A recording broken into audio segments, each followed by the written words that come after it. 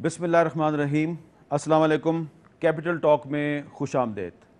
ईद से सिर्फ एक दिन पहले एक बहुत ही अफसोसनाक वाक़या पेश आया है हज के इज्तिमा के मौका पे, और आप जानते हैं कि ये जो वाक़या है इसमें सैकड़ों की तादाद में हाजी शहीद हो गए हैं, और शैतान को कंकरियाँ मारने का जो मुकाम है उसके करीब ही भगदड़ मचने से ये वाक़या पेश आया। और अल्लाह ताला इस किस्म के अंदोहनाक वाक़यात से उम्मत मुस्लिमा को महफूज रखे। लेकिन ये जो इस किस्म के हादसात हैं ये हमें इस चीज़ का एहसास दिलाते हैं कि मजहबी इज्तिमात में नज़्म ज़ब्त को कायम रखना कितना ज़रूरी है, क्योंकि ये वाक़या पहली दफ़ा पेश नहीं आया। मैं आज के प्रोग्राम का बाकायदा आगाज़ करने से पहले चाहूँगा कि हम सिर्फ़ इस एक मुकाम पे जहाँ पे कि हज के दौरान शैतान को कंकरियाँ मारी जाती हैं, इसके आसपास पिछले कुछ सालों में बहुत से बड़े बड़े वाक़यात पेश आ चुके हैं। थोड़ा सा इनका ज़िक्र करूँगा मैं। 2 जुलाई 1990 को मिना से अरफात जाते हुए जो रास्ता है इसमें एक टनल आती है, इसमें इसी किस्म का वाक़या पेश आया और दम घुटने से 1400 के करीब जो हाजी हैं वो शहीद हो गए थे। 23 मई 1994 को इसी तरह रमी के दौरान शैतान को कंकरियाँ मारने के दौरान भगदड़ मची, हादसा पेश आया, 270 हाजी शहीद हो गए। 9 अप्रैल 1998 को भी इसी तरह जुमरात पुल पर भगदड़ मचने पर 118 हाजी शहीद हुए। 5 मार्च 2001 को रमी के दौरान भगदड़ मची, 35 हाजी शहीद हो गए। 11 फरवरी 2003 शैतान को कंकरियाँ मारते हुए भगदड़ मची, 14 हाजी शहीद हो गए। 12 जनवरी 2006 भगदड़ मची, इसी मुकाम पे तकरीबन 350 हाजी वहाँ पर भी शहीद हो गए।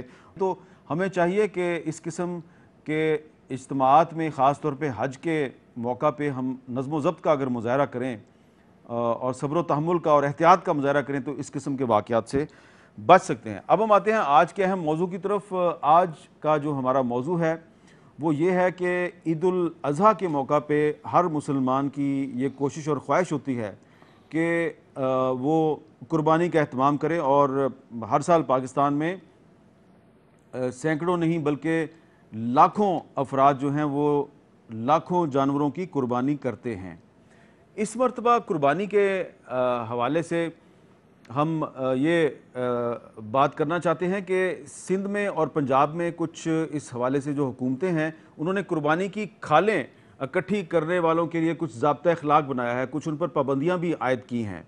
तो ये पाबंदियाँ जो हैं इनका क्या फ़ायदा होगा, और ये जो हम कुर्बानी की खाल देते हैं जिन इदारों को देते हैं ये इदारे इन खालों से हासिल होने वाली आमदनी को किस तरह खर्च करते हैं, क्योंकि अगर आप अपने जानवर की कुर्बानी करते हैं और उसकी खाल किसी को देते हैं तो आप एक तरह से नेकी के तौर पे सवाब के लिए खाल दे रहे हैं, लेकिन वो खाल क्या वाकई नेक मकासद के लिए इस्तेमाल हो रही है, किन मकासद के लिए इस्तेमाल हो रही है, इस पर आज हम बात करेंगे। और अपने मेहमानों का तारुफ करवाने से पहले मैं आपको थोड़ी सी फिगर्स बताना चाह रहा हूँ कि पाकिस्तान में हर साल जो कुर्बानी के जानवरों की खरीदो फरोख्त होती है ये अरबों रुपए का कारोबार है। 2014 में तकरीबन 230 अरब रुपए के जानवर सिर्फ फ़रोख्त किए गए थे। तकरीबन 73 लाख जानवरों की कुर्बानी हुई और उनकी खालें 12 अरब रुपए से ज़ायद मालियत में फ़रोख्त हुई। ये खालें आमतौर पर चमड़ा बनाने वाली फैक्ट्रियाँ ख़रीदती हैं। और एक बात बड़ी अहम है कि 230 अरब रुपए के जानवर फ़रोख्त करने वाले जो लोग हैं क्या वो टैक्स देते हैं या नहीं देते, ये एक बहुत अहम सवाल है। और आम तौर पे हमारी कोशिश होती है कि जिसको खाल दें वो खाल से हासिल होने वाली आमदनी को नेक मकासद के लिए इस्तेमाल करें, लेकिन 12 अरब रुपए की खालें फ़रोख्त करने वालों में फ़लाही इदारों के अलावा कुछ ऐसी तंजीमें भी शामिल हो जाती हैं जिन पर हुकूमत ने पाबंदी लगाई हुई है। इस साल सिर्फ कराची में तकरीबन 2 अरब रुपए की खालें इकट्ठी की जाने का इम्कान है, और कराची और सिंध के दीगर शहरों में इस हवाले से एक ज़ाब्ता अखलाक भी नाफज किया गया है। इस पर गुफ्तगू करने के लिए हमने आज अपने स्टूडियो में यहाँ पे दावत दी है जनाब अब्दुल शकूर साहब को, जो सदर हैं अल खिदमत फाउंडेशन के। लाहौर स्टूडियो में हमारे साथ हैं जनाब तारिक आज़म साहब, डायरेक्टर मार्केटिंग, शौकत खाना मेमोरियल कैंसर हॉस्पिटल। कराची में हमारे साथ मौजूद हैं डॉक्टर अरशद वोरा साहब जो ट्रस्टी हैं खिदमत खल्क फाउंडेशन के। اس کے علاوہ ہم فیصل عیدی صاحب جو عیدی فاؤنڈیشن کے سربراہ ہیں ان سے بھی بات کرنے کی کوشش کریں گے، لیکن گفتگو کا آغاز ہم کریں گے جناب خرم دستگیر خان صاحب سے جو کہ وزیر تجارت ہیں۔ السلام علیکم خرم صاحب۔ وعلیکم السلام۔ خرم صاحب، میں یہ جاننا چاہ رہا ہوں کہ ہر سال اربوں روپے کی تجارت ہوتی ہے، قربانی کے جانوروں کی جو خرید و فروخت ہے تو اربوں روپے کی تجارت ہوتی ہے، کچھ آپ کو ایگزیکٹ فگر آپ کے پاس ہے کہ ہر سال عید الاضحیٰ پر قربانی کے جانوروں کی تجارت کا حجم کتنا ہے؟ جی ایگزیکٹ فگر تو ابھی تک کیلکولیٹ نہیں ہو سکی، ہمیں تو جو ایسٹیمیٹس ہیں ہمارے پاس وہ ہے کہ لائف سٹاک کا پاکستان کی جی ڈی پی، مگر لائف سٹاک میں پولٹری کو بھی ہم ایڈ کرتے ہیں ٹیکنیکلی، تو پاکستان کا جو ٹوٹل پروڈکشن ہے اس میں رفلی 11.4% لائف سٹاک کا شیئر ہے، جو کہ بہت سبسٹینشل ہے، اور اس سے لاکھوں افراد خاص طور پہ ہمارے جو رورل ایریاز میں وہ اس سے وابستہ ہیں، اور جو ایگریکلچر کا حصہ ہے اس میں تقریباً آدھا جو ہے، یعنی آدھی ہماری جو زراعت ہے وہ تو جو ہماری فصلیں ہیں اور دوسری جو ایگریکلچر کلٹیویشن ہے، لیکن آدھا جو agriculture G D P count ہوتا ہے وہ بھی لائف سٹاک سے آتا ہے۔ یہ بہت ہی اہم حصہ ہے، اس میں رفلی ہمارے پاس جو فگرز ہیں جو مصدقہ وہ تقریباً کوئی 85 لاکھ جو 8.5 ملین لوگ جو ایکٹیولی یہ فیملیز اس میں انوالو ہیں اس کلٹیویشن میں پورے پاکستان میں۔ جو سوال آپ نے پوچھا ہے وہ یہ ہے کہ کیا یہ لوگ ٹیکس دیتے ہیں؟ جی، ایک تو ویو یہ ہے کہ اس میں جو واحد کسی بھی قسم کا جو ریونیو اکٹھا ہوتا ہے وہ ان سے اکٹھا ہوتا ہے جو مویشی منڈیوں میں یہ فیس ادا کرتے ہیں اس منڈی میں لوکل اتھارٹیز کو یا کنٹونمنٹ بورڈز کو، وہ ضرور ایک لمیٹڈ ریونیو جو ہے پاکستان میں اکٹھا ہوتا ہے، لیکن اس کے علاوہ ان لوگوں پر کوئی ڈائریکٹ ٹیکسیشن نہیں ہے۔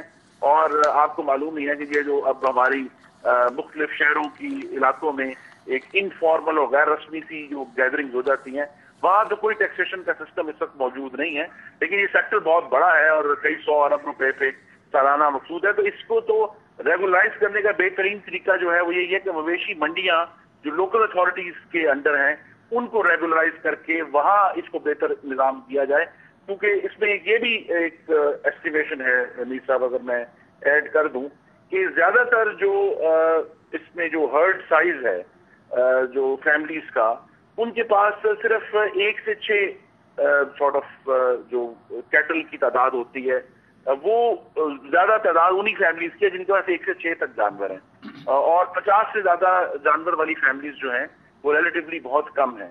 تو چونکہ یہ وہاں بھی ایک غربت ہے اور کم وسائل والے لوگ ہیں، تو ٹیکسیشن کا معاملہ تو تبھی امپروو ہوگا جیسا کہ پاکستان میں ہو رہا ہے کہ آہستہ آہستہ کارپوریٹ سیکٹر میں بھی لائف سٹاک میں انٹرسٹ پیدا ہوا ہے اور باقاعدہ طور پر لائف سٹاک کے فارمز بننا شروع ہوئے، تو جب وہ اگر ان کی تعداد ایک معقول حد سے بڑھتی ہے ادھر ٹیکسیشن کرنے میں آسانی ہو۔ بہت شکریہ خرم دستگیر خان صاحب۔ اب ہم کوشش کرتے ہیں جی فیصل عیدی صاحب عیدی فاؤنڈیشن کے سربراہ ہیں کراچی میں، ان سے رابطہ کرتے ہیں۔ السلام علیکم، میں فیصل عیدی صاحب۔ وعلیکم السلام، کیسے ہیں حامد بھائی؟ جی میں ٹھیک ہوں۔ فیصل عیدی صاحب یہ بتائیے کہ یہ جو عیدی فاؤنڈیشن تو پورے ملک میں کام کر رہی ہے، لیکن آپ اس وقت کراچی میں ہیں، تو سندھ حکومت نے ایک ضابطہ اخلاق بنایا ہے اور جو لوگ قربانی کی کھالیں اکٹھی کرتے ہیں ان پر کچھ پابندیاں لگائی گئی ہیں، تو یہ جو ضابطہ اخلاق ہے، کچھ پابندیاں ہیں، ان کا آپ کو فائدہ ہو رہا ہے نقصان ہو رہا ہے؟ بینرز جو ہیں وہ ہمارے بہت سارے سینٹروں سے اتارے گئے ہیں، عیدی سینٹر کے جو ہے انہوں نے کہا کہ آپ بینرز نہیں لگائیں قربانی کی کھالوں کے، ہمارے تو جو ہے وہ قربانی میں حصے داری کے بھی بینر ہوتے وہ بھی انہوں نے اتار دیے، اور جو ہے وہ سینٹر کے اسٹاف کو کہا کہ آپ بینر نہیں لگا سکتے۔ تو ویسے ہی ہم کراچی کے اندر جو ماحول ہے پچھلے 15-17 سالوں سے ہم کھالیں لینے نکلتے ہی نہیں ہیں، بہت ہی کم، زیادہ تر لوگ ہمیں خود ہی کھالیں دے کے جاتے ہیں، اور صورتحال ایسی ہے کہ یہاں پہ جو اس کے پاس بندوقیں ہیں وہی کھالیں جمع کرتا ہے، اور بندوقوں کا جو ٹرینڈ چلا ہے پاکستان کے اندر، یہ جو ہے بس خاص کر کراچی کے اندر جو ہے یہ کتنے 20-22 سالوں سے یہ اب تک رکا نہیں ہے۔ ممکن ہے کہ اس دفعہ انہوں نے جو کوششیں کی ہیں اس کی وجہ سے بندوقیں جو ہیں وہ نہ نکلیں، لیکن مجھے لگتا نہیں ہے ایسا، اور ممکن ہے نہ نکلیں۔ اچھا نہیں، لیکن یہ بتائیں فیصل عیدی صاحب کہ آپ کی گفتگو سے اندازہ ہو رہا ہے کہ شاید آپ کو اس ضابطہ اخلاق کو زیادہ فائدہ نہیں ہو رہا اور فائدہ بندوقوں والوں کو ہوگا، تو آپ کا یہ کہنے کا مطلب ہے کہ کالعدم تنظیمیں اور جو دہشت گرد ہیں ان کو فائدہ ہوگا؟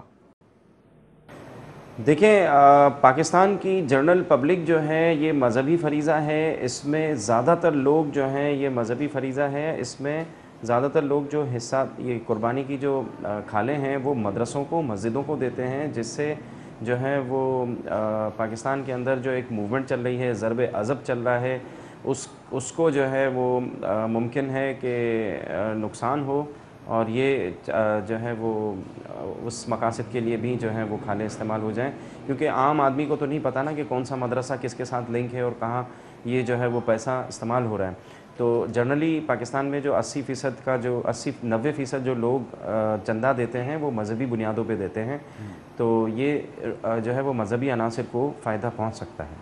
اچھا، عناصر کو فائدہ پہنچ سکتا ہے۔ تو آپ یہ بتائیں گے کہ آپ کو ہر سال قربانی کی کتنی کھالیں ملتی ہیں، اس سے جو آمدنی حاصل ہوتی ہے اس کا آپ کیا کرتے ہیں؟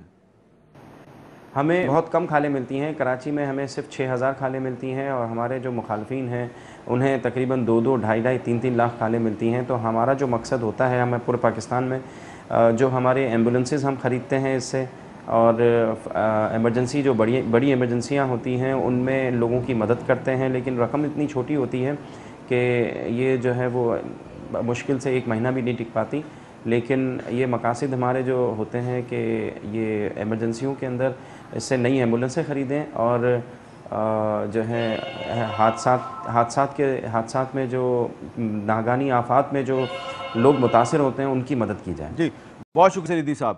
اب کراچی میں ہی بات کرتے ہیں جناب ڈاکٹر ارشد وورا صاحب کو، جو کہ ٹرسٹی ہیں خدمت خلق فاؤنڈیشن کے۔ السلام علیکم ڈاکٹر صاحب۔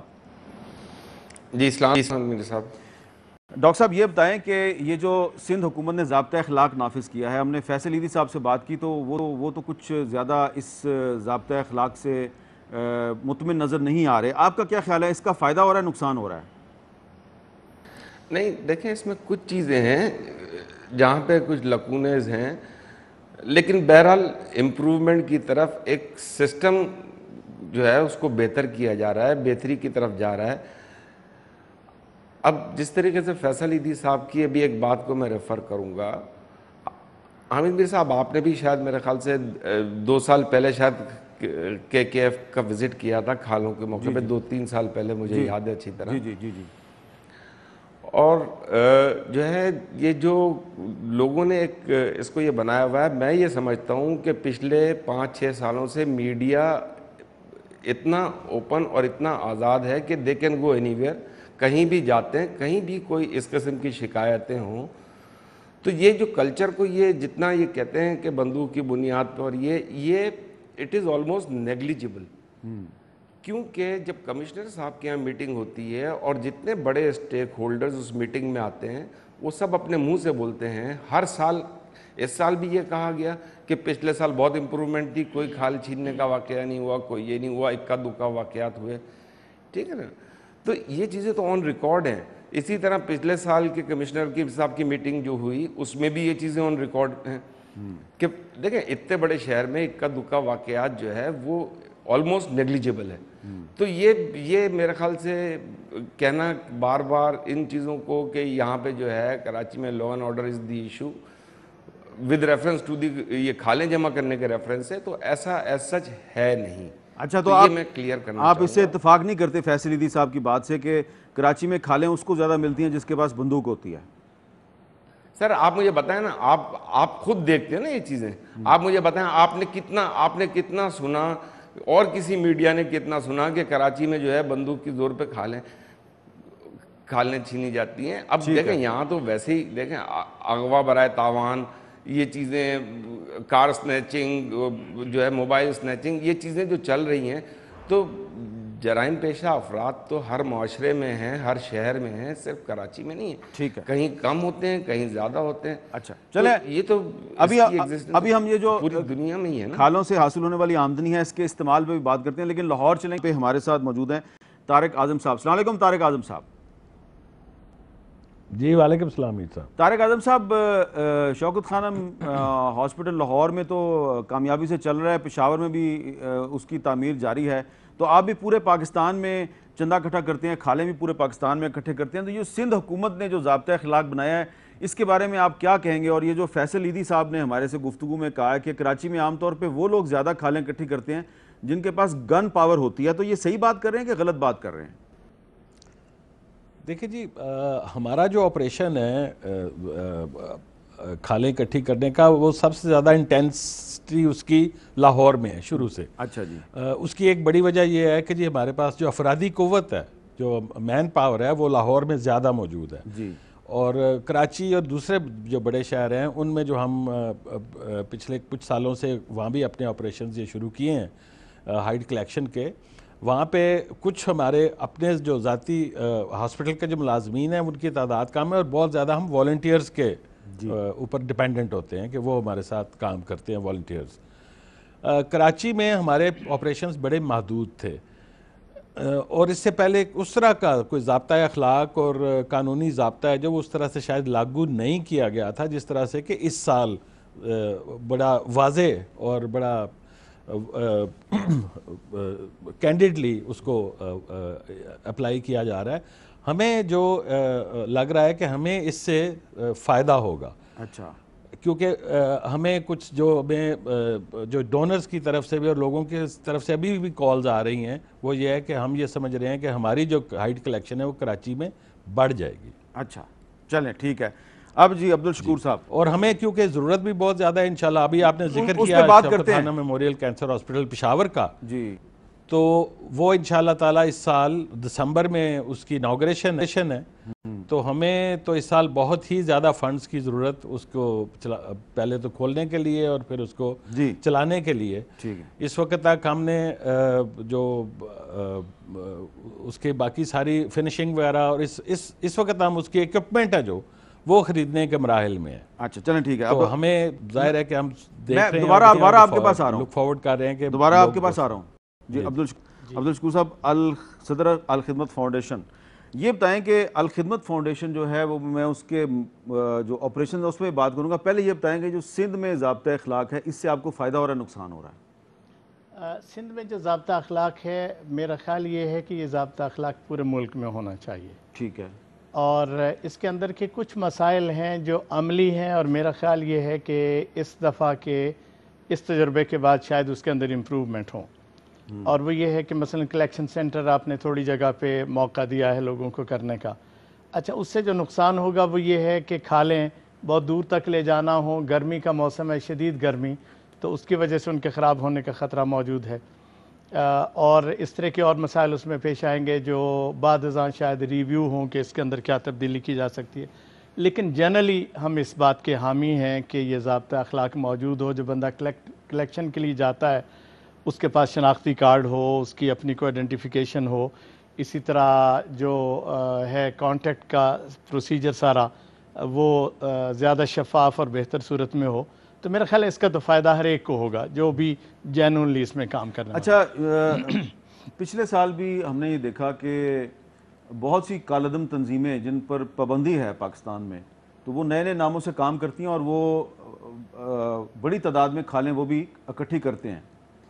تو فیصل ایدھی صاحب کا پتہ نہیں اشارہ کس کی طرف تھا، لیکن آپ یہ سمجھتے ہیں کہ جو کالعدم تنظیمیں ہیں وہ اس قسم کے ضابطہ اخلاق کے بعد ان کے لیے مشکل پیش آئے گی کھالیں اکٹھی کرنے میں؟ ضابطہ اخلاق بذات خود تو کوئی چیز نہیں ہے. ٹھیک ہے. جب تک کہ اس کو انفورس کرنے کے لیے پیچھے وہ قوت نافذہ پوری طرح متحرک نہ ہو اور وہ یہ نہ دیکھے کہ یہ کام اس پہ واقعی ہو رہا ہے کہ نہیں. لیکن اگر قوت نافذہ موجود ہوگی تو میرا خیال ہے اس کا یقیناً ایک فائدہ. پنجاب میں تو قوت نافذہ موجود ہے، ٹھیک ہے، پنجاب میں قوت نافذہ موجود ہے، لیکن ہم نے دیکھا کہ پچھلے سال بھی پنجاب میں کالعدم تنظیموں نے کھالیں اکٹھی کی. اس دفعہ بھی پنجاب تو چھوڑیں، اسلام آباد میں مختلف سیکٹرز میں ان کی طرف سے ابھی کالعدم تنظیمیں جو نئے نئے ناموں سے کام کر رہی ہیں ان کی طرف سے لوگوں کے گھروں میں وہ پلاسٹک کے لفافے بھی بھجوا دیے گئے ہیں کہ ان لفافوں میں آپ نے کھال ڈال کے ہمیں دینی ہے. تو یہ آپ نہیں سمجھتے کہ جو فلاحی تنظیمیں ہیں ان کو اس سے نقصان پہنچ رہا ہے؟ دیکھیے، یہ جو قوت نافذہ کی جس کی آپ بات کر رہے ہیں، پتہ نہیں وہ پنجاب میں کتنی ہے اور کتنی نہیں ہے. یعنی قوت نافذہ کی صورتیں تو کئی ہیں نا، اس کام کے لیے کتنے وہ متحرک ہیں. میرا تو سادہ سا جواب یہ تھا، اگر وہ موجود نہیں ہے اور اس پہ اس کی فکر مندی نہیں ہے تو یہ یقیناً ہوگا. اچھا، 3-4 طرح کی چیزیں ہیں جس کا फैसल ईदी साहब ने उसका तज़किरा किया। मेरा ख्याल है ये तो एक जेन्युइन सी बात है। पाकिस्तान के अंदर जितनी खालें जमा होती हैं उसका ये जो बड़ी 4-5 तंजीमें हैं जिनको आपने आज इनवाइट भी किया है, ये मेरा ख्याल है मजमूई तौर पर इन खालों का कोई 7-8% से ज़्यादा नहीं लेती। अच्छा, एक बड़ी तादाद जो जाती है वो मुकामी मदरसों को, मुकामी इदारों को और इस तरह के सेटअप में जाती है। मजमूई तौर पे बाकियों का हिस्सा यानी काफ़ी अच्छा, आपके तो सारे फंड्स का ऑडिट भी होता है ना, तो आप ये बताना पसंद फरमाएंगे कि पिछले साल आपको कितनी कोई हर्ज नहीं, हम तो बड़े ओपन हैं इस हवाले से। हमारा अंदाज़ा ये है कि हमारी खालें जो हैं ये कोई तकरीबन 18 करोड़ के लगभग की मजमूई तौर पे पूरे मुल्क में हुई। अच्छा, हमारा सिस्टम ज़रा बाकियों से मुख्तलिफ है इसलिए कि शौकत खानम या बाकियों का एक सेंट्रलाइज्ड जगह है जहाँ सारे पैसों में आने होता है, फिर उसके बाद जाते हैं। हमारा अलखिदमत चूँकि ग्रास रूट बेस्ड ऑर्गेनाइजेशन है, इस वक्त मुल्क के 122 अजला में हमारे बाकायदा दफातर और ऑपरेशंस मौजूद हैं, और जो चीज़ें मुकामी तौर पर जमा होती हैं हम उसको ऊपर लेकर नहीं आते। वो वहाँ अगर कोई हॉस्पिटल है तो उसमें चली जाएंगी, जो यतीम बच्चे हैं उनके लिए वहाँ ख़र्च हो जाएगा, और बाकी मुख्तलिफ़ तरह की सूरतें होंगी। लेकिन ज़ाहिर है हमारे पास फिगर्स आती हैं और उसके नतीजे के तौर पर हम उसको जानते हैं। जी, हमारी गुफ्तगू जारी है। एक छोटा सा वक्फा लेते हैं और वक्फे के बाद हमारी गुफ्तगू जारी रहेगी और हम ये अपने सवाल पूछेंगे मेहमानों से कि हर साल वो कुर्बानी की खालें फ़रोख्त करके जो आमदनी हासिल करते हैं वो कहाँ पे खर्च होती है। वक्फे के बाद दोबारा मिलते हैं।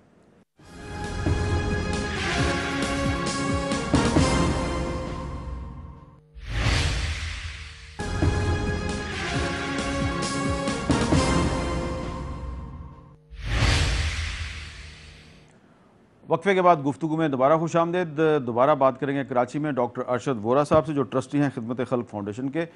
डॉक्टर साहब, जिस तरह के वक्फे से पहले हमें अब्दुल शकूर साहब ने बताया कि वो कितनी आमदनी हासिल करते हैं खालें फ़रोख्त करके, तो आप बताएंगे खिदमत खल्क फाउंडेशन ने पिछले साल जो खालें वसूल की तो उससे कितनी आमदनी हासिल हुई आपको? देखें, तकरीबन हमें पिछले साल 25 करोड़ के करीब मदन हासिल हुए थे और इसका बेशतर हिस्सा जो है वो हमारा पिछले साल जो है वो यूनिवर्सिटी हमने एक बनाई है और यूनिवर्सिटी ऑपरेशनल भी हो गई है। उसमें गया है मैटरनिटी होम्स, हमने खुदा की बस्ती एक इलाका है कराची की गरीब आबादी है, वहाँ पे फ्री मैटरनिटी होम हमने खोले हैं। और कोई, मैं सिर्फ इस साल की बात कर रहा हूँ, ओवरऑल तो हमारी बहुत ज़्यादा डाइवर्सिफाइड फील्ड्स हैं जहाँ पे हम काम करते हैं, लेकिन मेनली जो है हमारी डिस्पेंसरीज 4 नई खुली हैं इस दफ़ा। और मैं आपको एक चीज़ बता दूं आमिर साहब, अगर आप देख सकते हैं तो ये मेरे पास 2006 से ऑनवर्ड 2014 तक के ऑडिटेड अकाउंट्स हैं। अच्छा, ठीक है, हमारी एक एक पैसा, एक एक पाई जो है वो ऑडिट होती है। और सिर्फ यही नहीं, देखें खालें तो एक सोर्स ऑफ इनकम है ना, इसके अलावा हमारी सोर्स ऑफ इनकम दूसरी भी हैं, ज़कात है, फितरा है, हमें लोग जो हैं वो डोनेशंस देते हैं क्योंकि वो देखते हैं हमारे काम को। मैं आपको एक मिसाल दूंगा हामिद मीर साहब, अपार्ट फ्रॉम नेचुरल डिज़ास्टर्स जो कि सैलाब की कह लें या जलजिला है, ये सारी चीज़ों से हट के जो हमारी एक कंटिन्यूस एफर्ट है, हमारे पास 15,000 से ज़्यादा ख़ानदान जो हैं वो माहाना हम उनकी किफ़ालत करते हैं। आप उसके अलावा सबसे इम्पॉर्टेंट, कभी आपको अगर मौका मिले आप विज़िट करें, हमारा जो हैदराबाद का हॉस्पिटल है जहाँ पे हमने 70 बेडेड हॉस्पिटल है, और उस हॉस्पिटल की सबसे बड़ी खुसूसियत यह है कि वहाँ पे बच्चों के पूरे इंटीरियर सिंध में कोई एक अस्पताल ऐसा नहीं था। हमने 20 वेंटिलेटर्स लगाए हैं न्यू बॉर्न बेबीज़ के लिए, और उसकी लोकेशन भी हमने ऐसी रखी है कि हैदराबाद रेलवे स्टेशन के सामने, ताकि इंटीरियर सिंध से जहाँ पे के न्यू बॉर्न बेबीज़ की अर्ली डेथ्स होती थी उनके लिए इजी एक्सेस हो, स्टेशन से उतरे और सामने हॉस्पिटल है। ठीक है, ठीक है। अल्हम्दुलिल्लाह उस हॉस्पिटल की वजह से अभी बिलखुसूस ये थर में जो अभी ड्राउट आया था और उस वक्त जो ये बच्चों की अमवात हो रही थी, तो इस अस्पताल ने जो खिदमत की है वो अल्लाह भी जानता है और उस इलाके के लोग भी जानते हैं। चलें, ठीक है, ठीक है। तो हम तो अपनी खिदमत में, हमारा मकसद ही ये है, 1977 से ये इदारा खिदमत कर रहा है। 1977 में अल्ताफ़ भाई ने اس ادارے کی بنیاد ڈالی تھی اور سیاست اس کے بعد اسٹارٹ ہوئی. اچھا چلیں اب آگے 1979 سوری. اب آگے چلتے ہیں. طارق اعظم صاحب, آپ سے بھی میں یہی جاننا چاہوں گا کہ پچھلے سال جو قربانی کی کھالیں آپ کو ملی تھیں اس سے کتنی آمدنی حاصل ہوئی اور آپ نے کہاں کہاں پہ خرچ کی؟ جی ہمیں پچھلے سال جو ٹوٹل 62,000 کھالیں ہم نے اکٹھی کی جی, اور اس سے 5 کروڑ اور 90 لاکھ روپے یہ آڈیٹڈ فگرز ہیں ہماری, یہ ہمیں اس سے ہم نے ریز کیے.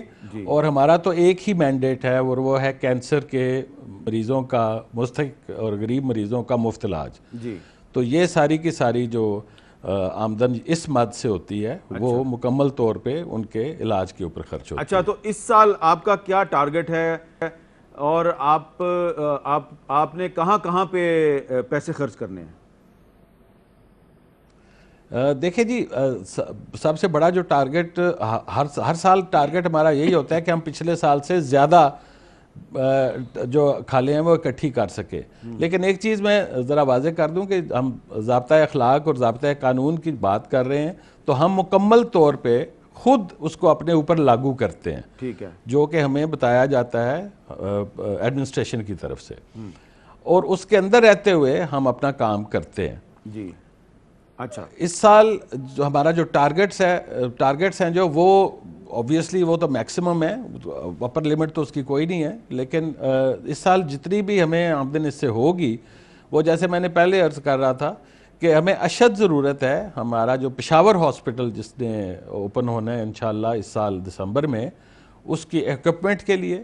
کیونکہ میں تھوڑی سی وضاحت یہ کر دوں کہ ہمیں جو زکوٰۃ کی مد میں پیسے آتے ہیں وہ تو ڈائریکٹ مریضوں کے علاج کے اوپر خرچ ہوتے ہیں. جی, بلکہ اس سے زیادہ ہمیں ڈونیشن کی صورت میں آتے ہیں یا ہاسپٹل خود اپنی کمائی کرتا ہے, اس سے بھی کنٹریبیوشن جاتی ہے ڈائریکٹ علاج کے اوپر مریضوں کے. اس کا ہمارے پاس جو آڈیٹڈ فگرز ہیں وہ یہ ہے کہ جتنی ہر سال ہم زکوٰۃ اکٹھی کرتے ہیں اس سے بہت زیادہ خرچ کرتے ہیں ڈائریکٹ علاج کے اوپر مریضوں کے. فار ایگزامپل پچھلے سال ہمیں جو زکوٰۃ اکٹھی ہوئی دیٹ واز 1.8 بلین روپیز, جی, 1 ارب اور 80 کروڑ روپے کے قریب. اور جو ہم نے خرچ کیا وہ دیٹ واز 3.4 بلین. اچھا, تو وہ جو اضافی ہے وہ آتا ہے اسی طرح سے ڈونیشن اور جو خود ہم اس کا مطلب جو ہے کہ جو فگرز آپ نے جو فگرز بتائی ہیں تو قربانی کی کھالوں سے جو آپ کو آمدنی ملتی ہے وہ بہت ہی کم ہے.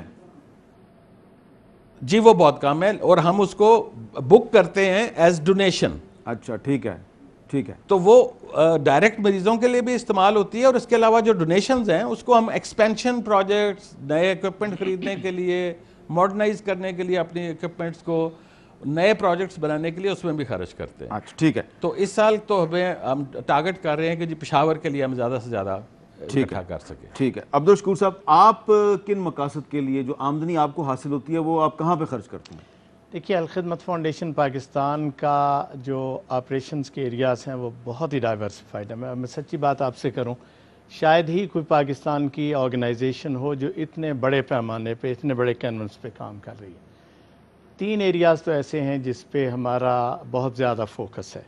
ان میں سے ایک تو یتیم بچوں کا ہے, اور اس وقت ہمارے پاس ملک میں کوئی 6 مقامات ہیں جہاں آغوش کے نام سے یتیم بچوں کے لیے ہم نے ایکسلنٹ فیسیلیٹیز کے ساتھ یہ صورتیں تیار کر رکھی ہیں. پشاور میں ہے, اٹک میں ہے, پنڈی میں ہے, پھر یہ جو نادرن ایریاز ہیں جس میں مانسیرا ہے اور آگے جائیں تو یہ راولا کوٹ ہے, باغ ہے, یہ جہاں زلزلہ آیا تھا اور یہ ساری بیلٹ جو ہے. سو الحمدللہ اس پہ ہم کر رہے ہیں. اس وقت کوئی 7,500 یتیم بچے ہیں ان آغوش سینٹرز اور اپنے گھروں میں رہنے والے جن کو ہم ایٹ اے ٹائم یہ مدد کر رہے ہیں ان کے ذریعے سے. یہ ایک بڑا ایریا ہے. دوسرا ایریا جس پہ ہم کام کر رہے ہیں اور جس پہ ہمیں بڑی ضرورت ہوتی ہے وہ ایمرجنسی اور خاص طور پہ ڈیزاسٹر مینجمنٹ. ابھی آپ کو پتہ ہے چترال کے اندر جو طوفان اور یہ سارا سیلاب آیا اور اس سے جو تباہی ہوئی, اس میں الخدمت فاؤنڈیشن نہ صرف لیڈنگ رول پلے کر رہی تھی, یہ آرمی کر رہی تھی یا الخدمت فاؤنڈیشن کر رہی تھی, بلکہ ہمارے ورکرز سروں پہ چیزوں کو اٹھا کے کئی میل کا فاصلہ طے کر کے اس میں جا رہے تھے، اور وہ رپورٹ ساری پریس کے اندر بھی آئیں اور اس کے ساتھ ہی ساری صورت بنی تھی۔ ڈیزاسٹر میں جو ہمارا کام ہوتا ہے سیلاب کے اندر اور باقی جگہوں پہ، ہم نے اس کو خاصا پروفیشنل بنیادوں پہ آرگنائز کیا ہے، بورڈز کو ایڈ کیا ہے ہم نے جو آپ شمالی وزیرستان کے متاثرین کی بھی دیکھ بھال کر رہے ہیں؟ ڈیفینیٹلی شمالی وزیرستان کے متاثرین تو پچھلے 3-4 سال سے ہماری پرائرٹی نمبر 1 رہے ہیں، اور وہ ابھی بھی اسی طرح ہماری لسٹ پہ ہیں۔ اچھا، ابھی یہ بتائیں کہ کتنے متاثرین واپس جا چکے ہیں اور کتنے ابھی تک باہر ہی ہیں شمالی متاثرین کی جو تعداد واپس گئی ہے وہ ابھی کو بہت زیادہ نہیں ہے، اسکریننگ کر کے چونکہ ان کو واپس بھیجا جا رہا ہے، سلو پروسیس ہے اس کا، اور میرا اپنا گمان یہ ہے کہ 5واں حصہ بھی مشکل سے وہاں گیا ہوگا۔ اس کا مطلب ہے کہ ان متاثرین کی مدد کے لیے بھی ابھی آپ کو فنڈز کی ضرورت ہے؟ بہت بڑے پیمانے پہ ضرورت ہے، اور اس کے لیے ہم کام بھی کر رہے ہیں، وہاں قربانیاں بھی کر رہے ہیں بڑی تعداد میں ان علاقوں کے اندر۔ نہ صرف یہ ہے کہ ہم کھالوں کی رقم جمع کرتے ہیں، بلکہ میرا خیال ہے 300-400 سے زائد جانور ان مہاجر کیمپوں کے اندر ہم ذبح کر رہے ہیں۔ اچھا، یہ بتائیں کہ ایک انوویشن ہم نے اس سال اور کی ہے جو شاید دلچسپی کا باعث ہوگی سارے لوگوں کے لیے، وہ یہ ہے کہ ہم نے پچھلے چند سالوں سے سوچا کہ خود قربانی کرنے کے پروسیس کو بھی چینج کیا جائے، اور یہ جو سڑک پہ اور اس کے ساتھ کر کے آپ ذبح کرتے ہیں اور پھر اس کی اوجری اور باقی ساری چیزیں سڑک پہ پھینک دیتے ہیں، تجربہ کیا پچھلے سال ہم نے کراچی میں سلاٹر ہاؤس خرید کر کوئی ہم نے 300 گائیں جو ہے اس کے اندر بہت کلین ایٹماسفیئر کے اندر، اور اس کے 4 بڑے حصے کیے اور پھر اس کو چل کر کے مختلف علاقوں میں بھیجا۔ اس سال ہم نے اس کو لاہور میں بھی دہرانے کا طے کیا، بہت اچھا تجربہ تھا، اور میرا خیال یہ ہے کہ گندگی نہیں پھیلتی، اس سے گندگی نہیں پھیلتی، گوشت جو ہے وہ بہت اچھا پریزرو ہوتا ہے، اور آپ اگر اس کو چلنگ ٹرک کے ذریعے سے بھیجیں تو دور دور تک اس کو اس گرمی کے موسم پہنچایا جا سکتا ہے۔ یہ بڑی اچھی یہ ایک بڑی اچھی انوویشن ہے، اس پر مزید بات کریں گے لیکن ایک چھوٹے سے وقفے کے بعد۔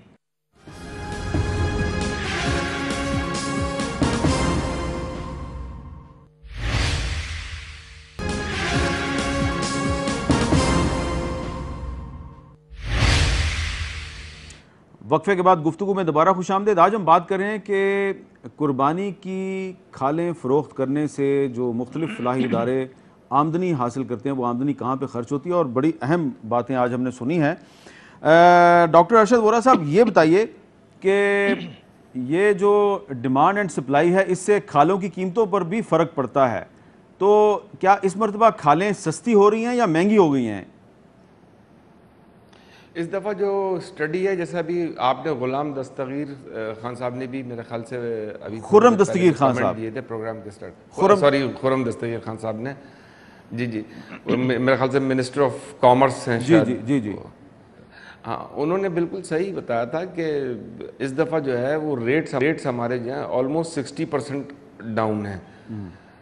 اس میں یہ سمجھتا ہوں کہ ہماری اپنی دیکھیں کھالیں، یہ کھالوں کا ایک بڑا پیریڈ ہوتا ہے، یہ ایک بیسک را مٹیریل ہے جو کہ ہماری اکانومی کا بہت بڑا حصہ ہے، لیکن انفارچونیٹلی یورپ میں آپ کو پتہ ہے کہ ہمارے پر جو ہے وہ ڈیوٹی نہیں ہے ہمارے پروڈکٹ پہ، تو ہم کس جگہ فیل ہوئے، یہ گورنمنٹوں کا کام ہے۔ ہماری مارکیٹنگ کہاں پہ کمزور رہی، کیونکہ انڈیا کو اور چائنا کو آرڈرز مل گئے اٹلی کے شو میں، اور ہم وہ جو ہے کیپچر نہیں کر سکے، جبکہ انڈیا کے پروڈکٹ پہ بھی ڈیوٹی ہے، وہ پروڈکٹ وہاں پہ مہنگا پڑتا ہے، چائنا کا پروڈکٹ وہاں پہ مہنگا پڑتا ہے کیونکہ اس پہ بھی ڈیوٹی ہے، پاکستان کے پروڈکٹ پہ 0% ڈیوٹی ہے، لیکن اٹس ویری انفارچونیٹ کہ ہماری ایٹنری ایسوسیشنز نے کہیں غلطی کی ہے، یا مارکیٹنگ اسٹریٹجی میں یا پلاننگ میں، یا پھر جو اس وقت قیمتیں ہماری گیس کی الیکٹریسٹی کی بڑھی ہیں اس کی وجہ سے cost of production, cost of doing business جو ہے وہ بڑھ گیا ہے، تو ہمارا اینڈ پروڈکٹ مہنگا پڑتا ہے۔ بہرحال کہیں نہ کہیں یہ ہمارا فیلئر ہے۔ تو یہ جو کاسٹ ہے یہ اس دفعہ آلموسٹ 60 to 65% ڈاؤن ہے، جیسا کہ شروع میں بتایا تھا کہ پچھلے سال تقریباً 3000 سے 3500 سے لے کے 4000 تک تھا، اس سال جو ہے وہ 1600 روپے سے لے کے 1800 1900 میکسیمم 2000، لیکن بلک میں ظاہر سی بات ہے پھر ریٹس کا فرق بھی پڑ جاتا ہے، تو یعنی کہ کھالیں سستی ہو گئی ہیں۔ اور کھالیں اس دفعہ کافی سستی ہو گئی ہیں. اس کا دیکھیں اس کا ایفیکٹ جو ہے نا ٹرکل ڈاؤن کرے گا ہر جگہ پہ. ٹھیک ہے. یہ صرف دیکھیں ہمیں جیسا کہ میں نے کہا ہم نے تو خدمت کرنی ہے, ہم اپنا کام کر رہے ہیں, جو بھی کھالیں جمع ہوں گی تو اس سے ہمارا کام نہیں رکے گا. کھالیں اگر کم جمع ہو جائیں گی کہیں اس کی تو وجہ ہمیں تو اپنا کام کو کنٹینیو کرنا ہے کیونکہ ہمارا مقصد ہی ڈاکٹر ہے. صاحب اور ہم نے اس دفعہ تو ویسے بھی آپ کو پتہ ہے ضابطۂ اخلاق کی وجہ سے لوگوں کو پرابلمز بھی شاید آئیں. اچھا یہ ایک چھوٹا سا سوال ہے, عوام ایک چھوٹا سا سوال ہے, اس میں کھالیں پہنچا دیں. ایک چھوٹا یہ ہم نے سوال عوام سے اپیل کی اور ہمیں ڈاکٹر صاحب ایک چھوٹا سا سوال سن لیں گے. ہماری کھالیں وہی ہوں گی اللہ نے چاہا. ایک چھوٹا سا سوال میں آپ سے پوچھنا چاہ رہا ہوں, یہ جو کھالیں جو سستی ہو گئی ہیں بکرے کی, گائے کی, اونٹ کی, کیا اس کی وجہ یہ تو نہیں کہ گدھے کی کھال بڑی مہنگی ہو گئی ہے؟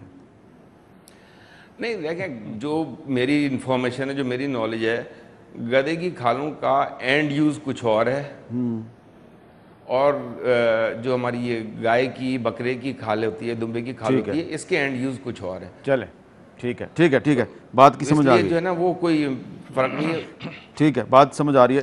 اچھا طارق اعظم صاحب آپ سے بھی میں یہی سوال پوچھنا چاہ رہا ہوں کہ اگر کھالیں سستی ہو گئی ہیں تو اس مرتبہ تو آپ کی آمدنی بھی کم ہو جائے گی, تو پھر اس کا مطلب ہے کہ آپ کو زیادہ محنت کرنی پڑے گی. جی بالکل جی, ہمیں تو اس دفعہ یعنی جو پچھلے سال جو ریونیوز ہم نے حاصل کیے وہی ریونیوز حاصل کرنے کے لیے ہمیں تقریباً دگنی کھالیں اکٹھی کرنی پڑیں گی. اچھا اچھا اچھا جی. عبدالشکور صاحب آپ کیا بتائیں گے, کھالیں سستی ہونے سے آپ کو کافی نقصان ہوگا؟ یقیناً یہ یعنی پوری مارکیٹ کا مسئلہ ہوگا, اور اس کا ظاہر این جی اوز کے پاس کوئی علاج بھی نہیں ہے. بس یہی ہوگا کہ ہمیں کھالوں کے علاوہ کے جو اپنے ریسورسز ہیں ان کو اور ڈیولپ کرنے کی ضرورت ہوگی, اور الحمدللہ اس حوالے سے جدوجہد تو کرتے رہیں گے ہم کہ اس کو کسی نہ کسی طرح ہم کور کر سکیں. اچھا تو یہ مجھے یہ بتائیں کہ جس طرح میں نے آپ تینوں سے پوچھا, طارق صاحب سے پوچھا, وورا صاحب سے پوچھا, آپ سے پوچھا, آپ نے مجھے اپنی آمدنی کی فگر بتائی پچھلے سال کی, اور یہ بھی بتایا کہ آڈٹ ہوتا ہے. یہ جو باقی پاکستان میں بہت سے ادارے اور مدارس کھالیں اکٹھی کرتے ہیں ان کا بھی آڈٹ ہوتا ہے یا نہیں ہوتا؟ میرا خیال یہ ہے کہ ایک بڑی تعداد میں تو مدارس رجسٹرڈ بھی ابھی نہیں ہو سکے ہیں, آڈٹ تو اس کا اگلا مرحلہ ہے. اور سچی بات یہ ہے کہ اس حوالے سے جو ہمارے ہاں سسٹم کے مسائل ہیں وہ خاصے شدید ہیں, لیکن چونکہ آج ہم اس حوالے سے بات کرنے نہیں ہیں, ہم تو زیادہ تر اسی حوالے سے بات کریں گے کہ ہمیں اپنے سارے معاملات میں نظم و ضبط پیدا کرنا چاہیے. ڈیفینیٹلی اس میں اس کی بہت شدت سے ضرورت ہے, ڈاکومنٹیشن کی ضرورت کہ ملک کے اندر جو ادارے ہیں وہ کسی سسٹم کے تحت آئیں, اور اسی کے ذریعے سے میرا خیال ہے خود ان اداروں کا بھی اسی میں فائدہ ہوگا کہ وہ سسٹم کا حصہ بنے اور اس کے ذریعے سے آگے چلیں. بہت بہت شکریہ جناب عبدالشکور صاحب.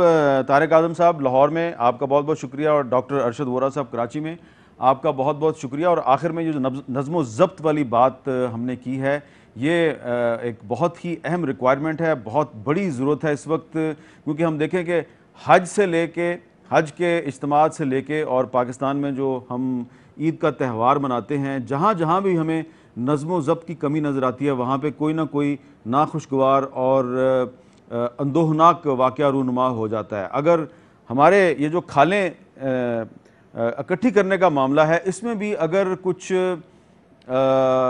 نان سٹیٹ ایکٹرز جو ہیں وہ اپنے مضموم مقاصد کی تکمیل کے لیے کھالیں اگر اکٹھی کرنا شروع کر دیں تو اس کے جو نتائج ہیں وہ پاکستان کے لیے ٹھیک نہیں ہیں. تو یہاں پہ بھی نظم و ضبط کی ضرورت ہے, حج میں بھی نظم و ضبط کی ضرورت ہے. ہر جگہ پہ اگر ہم نظم و ضبط کا مظاہرہ کریں گے تو اس میں ہمارا فائدہ ہی فائدہ ہے. اجازت دیجیے, اللہ حافظ.